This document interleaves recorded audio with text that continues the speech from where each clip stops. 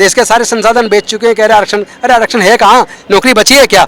Education इतनी महंगी हो गई, हमारे बच्चे पढ़ पाएंगे क्या? ये हमें फिर से गुलाम बनाने की साजिश है। जाति खत्म हो जाएगी। जिस तरह अनेकों नदियाँ अलग अलग नाम से जानी जाती हैं और समुद्र में गिरने के बाद अपनी पहचान खो देती है, समुद्र कहलाती है। आपको मंदिर का अधिकार चाहिए या संवैधानिक अधिकार चाहिए? हमें संवैधानिक अधिकार चाहिए, हमें समानता का अधिकार चाहिए, हमें स्वतंत्रता चाहिए। हमसे किसी को खतरा मानने की जरूरत नहीं है। हम असमानता के लिए खतरा हैं, हम विषमता के लिए खतरा हैं, हम छुआछूत मुक्त भारत बनाना चाहते हैं, हम जातिवाद मुक्त भारत बनाना चाहते हैं, हम चाहते हैं सब लोग समान हों।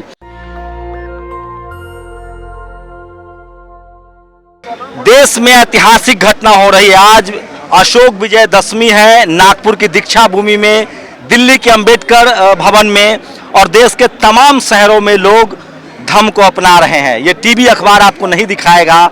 टीवी अखबार सिर्फ आपको एक कल्चरल हेजमनी को दिखाता है। टीवी अखबार की माने तो सिर्फ नागपुर में आरएसएस का प्रोग्राम हो रहा है, ऐसा नहीं है। बहुजन समाज के लोग, सम्राट अशोक के वंशज जो है वो एकजुट हो रहे हैं। नागपुर में कार्यक्रम चल रहा है। आज इस समय मैं बता रहा हूँ कि किस तरह से अंबेडकर भवन पर दिल्ली के सोशल जस्टिस मंत्री राजेंद्र पाल गौतम का, जो कि एक सामाजिक संस्था भी चलाते हैं, मिशन जय भीम, उसके तहत हजारों लोगों ने धम्म की दीक्षा ली है। सर, क्या अनुमान था? इतने लोग की आने की उम्मीद थी? बिल्कुल थी। और मैं आपको, मुझे ये बताते हुए बहुत खुशी हो रही है कि हमने इस साल 10,000 का लक्ष्य रखा था और 2023 में अशोक विजयदशमी पर 1 लाख, 2024 अशोक विजयदशमी पर 10 लाख, 2025 अशोक विजयदशमी पर 10 करोड़। लेकिन मुझे बेहद खुशी है कि आज देश के अलग अलग हिस्सों में 1 लाख से ज़्यादा लोग बुद्ध के धम्म की दीक्षा ले रहे हैं, अपने बुजुर्गों की सांस्कृतिक विरासत में वापस आकर उसे संजाने और संवारने का काम कर रहे हैं। क्या लग रहा है ये कल्चरल वॉर है, कल्चरल हेजमनी की बात है, धर्म की राजनीति हो रही है? आपसे आरएसएस और बीजेपी के लोगों को खतरा है, उनको लगता है कि आप उनके हिंदू फोल्ड को तोड़ रहे हैं, तो एक बड़े पॉलिटिकल मैसेज भी जा रहा है इससे। हमसे किसी को खतरा मानने की जरूरत नहीं है।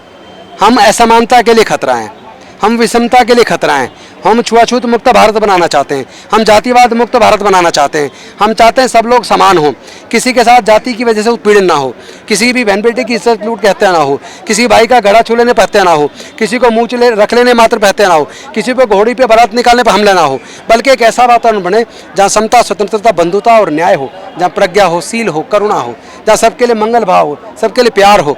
तो मुझे लगता है किसी को हमसे खतरा मानने की क्या जरूरत है। हम तो मानवता को स्थापित करना चाहते हैं।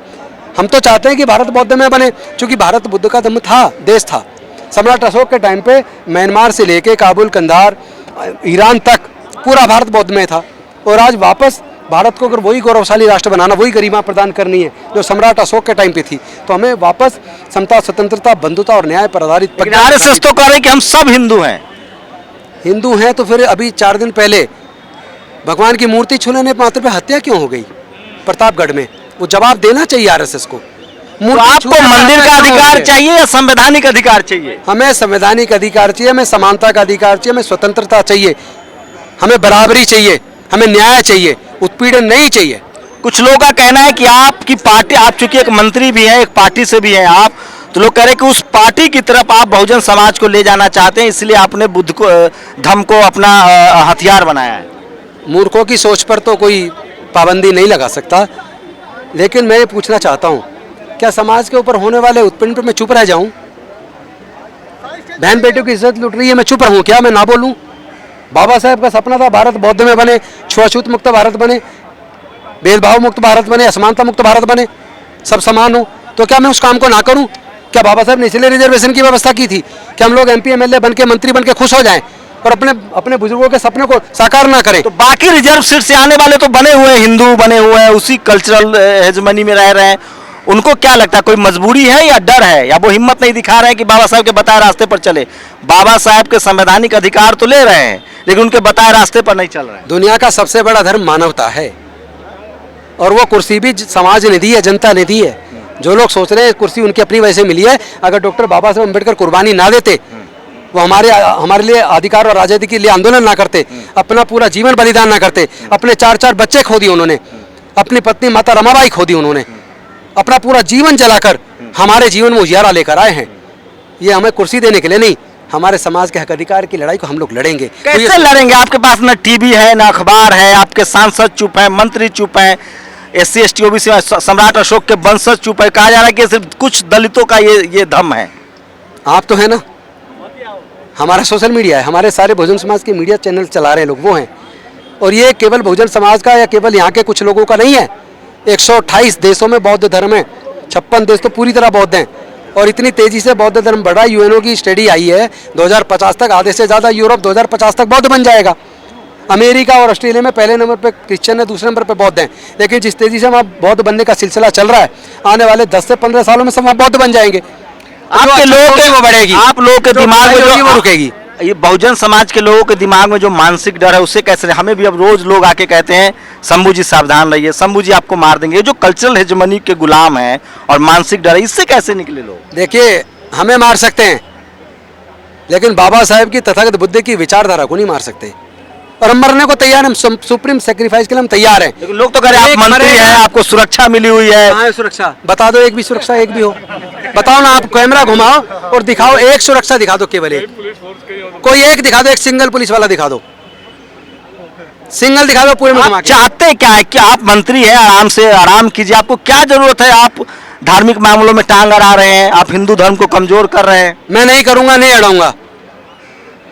हमारे लोगों को मूर्ति छूने पर हत्या बंद करें, हमारे लोगों की मूंछ रखने पर हत्या बंद करें, हमारे लोगों को घड़ा छूने पर हत्या बंद करें, हमारे लोगों को बराबर का अधिकार दें, हमारे लोगों को संपत्ति में, जमीन में, प्राकृतिक संसाधनों में हिस्सेदारी भागीदारी दें, हमारे लोगों को सर्वोच्च न्यायालय, उच्च न्यायालय में, सेक्रेटरीट में हिस्सेदारी भागीदारी दें। हमारे लोगों को जितना अधिकार वो अपने लिए सुरक्षित चाहते हैं उतना अधिकार हमें भी दे दें। जिस गौरव और आत्मसम्मान के साथ वो जीना चाहते हैं उस तरह हमारे समाज को जीने दें। मैं कुछ नहीं ओबीसी का कहूँगा। क्या करेंगे? जो सम्राट अशोक के वंशज है, जो लोग किसान जातियां हैं, ओबीसी के लोग हैं, जो सम्राट अशोक के और तमाम ऐसे राजाओं, परसेनजीत, सम्राट अशोक, चंद्रगुप्त मौर्य के वंशज है, जो खुद बुद्धिस्ट थे, उनको जोड़ने के लिए कोई रोड मैप है? क्योंकि वही सबसे ज्यादा कास्ट एट्रोसिटी में भी शामिल हैं और वो धर्म के पिलर भी हैं। आपको मुझे बताते हुए खुशी हो रही है, यहाँ पे 10 से 15% वही लोग हैं जिनकी आप बात कर रहे हैं। और पूरे भारत में जो आज दीक्षा का आयोजन हो रहा है, उस 1 लाख लोग अगर दीक्षा ले रहे हैं तो 1 लाख लोगों में 20,000 लोग ओबीसी के दीक्षा ले रहे हैं।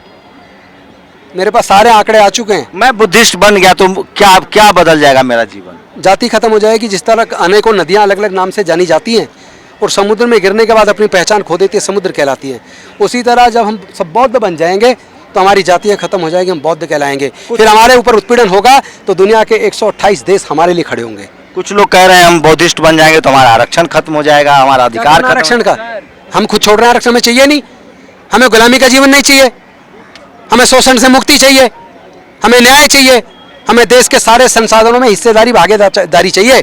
देश के सारे संसाधन बेच चुके हैं, कह रहे आरक्षण। अरे आरक्षण है कहाँ? नौकरी बची है क्या? एजुकेशन इतनी महंगी हो गई, हमारे बच्चे पढ़ पाएंगे क्या? ये हमें फिर से गुलाम बनाने की साजिश है। लेकिन हमारा समाज, ये जो खड़े हैं सब लोग जो आए हुए हैं, कोई गुलाम दोबारा बनने के लिए तैयार नहीं है। सब बड़ा खतरा, सम्मान का जीवन जिएंगे। बड़ा खतरा मोल ले रहे हैं आप। पॉलिटिकल आदमी भी है, आपके राजनीतिक कैरियर पर मरने से ज्यादा तो कुछ नहीं है। कुर्सी का क्या अचार डालना है? समाज की इज्जत आबरू लुटती रहे।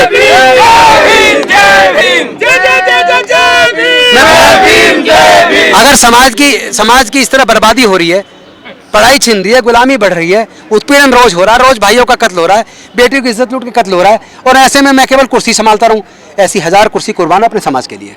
तो तमाम लोग जो किसी न किसी वजह से डर में है, साए में है, नहीं बोल पाते, उनके लिए क्या कहेंगे, क्या मैसेज देंगे? जो चाहे मीडिया हो, जुडिशरी हो, कॉलेज यूनिवर्सिटी हो, ब्यूरोक्रेसी हो, सब जगह लोग, राजेंद्र प्रसाद सिंह कहते हैं कि बहुजनों के लिए नौकरी पा लेना आसान है, वो सम्मान से नौकरी कर नहीं पाते, तो उनके लिए क्या मैसेज देंगे? डर के आगे जीत है, डर छोड़ दो, इंसान बनो, जातियों में मत बटो, जाति छोड़ो, समाज जोड़ो। बुद्ध धम्म की क्या पहचान? मानव मानव एक समान। जब तक आप जातियों में बने रहेंगे, जाति की वजह से आपका उत्पीड़न होता रहेगा। अगर आप जातिगत उत्पीड़न से मुक्ति चाहते हो तो जाति से मुक्त हो जाओ, अपने बुजुर्गों की सांस्कृतिक विरासत में वापस आओ। बाबा साहब का सपना था बौद्धमय भारत, बौद्ध बनो। सोचिए 1956 में डॉक्टर अंबेडकर धर्म की दीक्षा लेते हैं, और सोचिए भारत में जिस तरह से धर्म की राजनीति हो रही है, इस देश का जो 90% आबादी है बहुजन समाज के लोग, उनके पास अपना कोई धर्म नहीं है, विचारधारा नहीं है। दिल्ली के सोशल जस्टिस मंत्री हैं राजेंद्र पाल गौतम, उनकी कोशिश है कि बहुजन समाज को एक धर्म के नीचे लाया जाए, और उसी कड़ी में आज अंबेडकर भवन पर हजारों लोगों ने धर्म की दीक्षा ली है।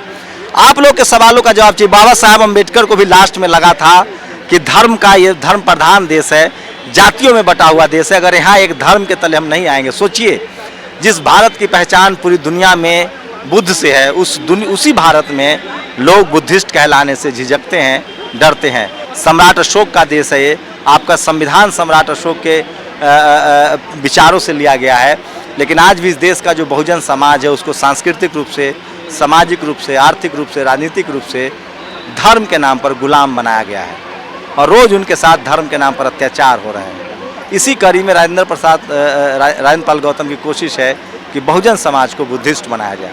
क्या आप लोग इसे सहमत हैं? असहमत अपनी प्रतिक्रिया जरूर दीजिए। सवाल यह है कि आखिर इस तरह के कार्यक्रमों को टीवी अखबार क्यों नहीं दिखाता है। कैमरामैन आशीष के साथ शंभू कुमार सिंह, नेशनल दस्तक, दिल्ली।